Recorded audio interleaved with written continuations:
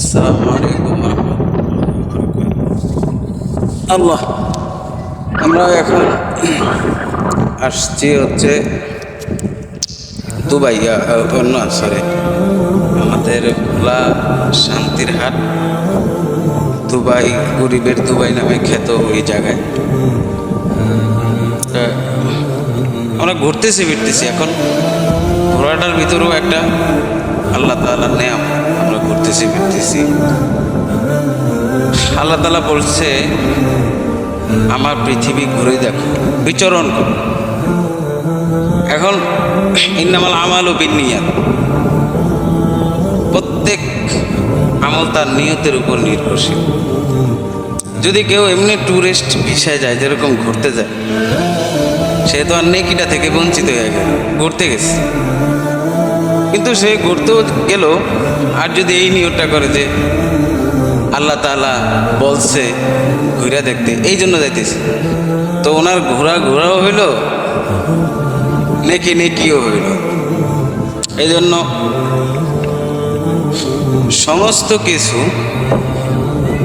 মানে মুমিনের কোনো কাজ নেকি থেকে বঞ্চিত না। তবে আমাদের ছোট ভুলের কারণে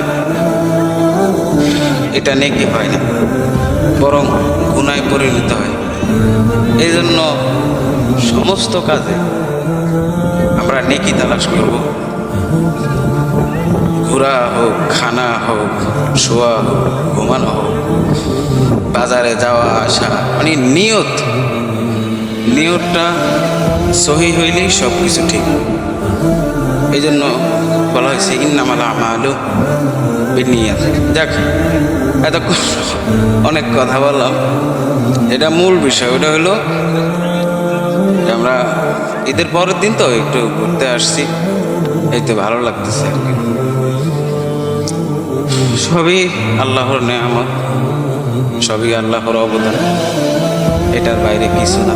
আমরা অনেক জিনিস মনে করি যে এটা আমার, এটা ওনার, এটা তার।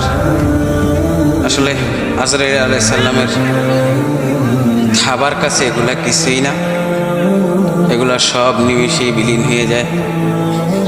এই জন্য সর্বদা যেখানেই যাই আমরা যেন মৃত্যুকে অনেক কাছে থেকে দেখি।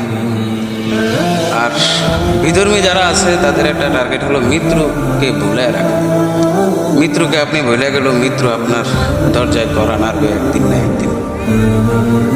এটাই হলো আসল কথা। আল্লাহ তাআলা আমাদের সকলকে, আর আরেকটা কথা এটা হলো, যেই কোনো জায়গায় গেলে, ঘুরতে গেলে, একটা অপরিচিত মানুষ পাইলে সালাম দেওয়া, কেমন আছেন, কি আছে বিষয়ে, নামাজটা হয়েছে কিনা, একটু দাওয়াত দেওয়া, ভালো কাজের আদেশ করা, অসৎ কাজের নিষেধ করা।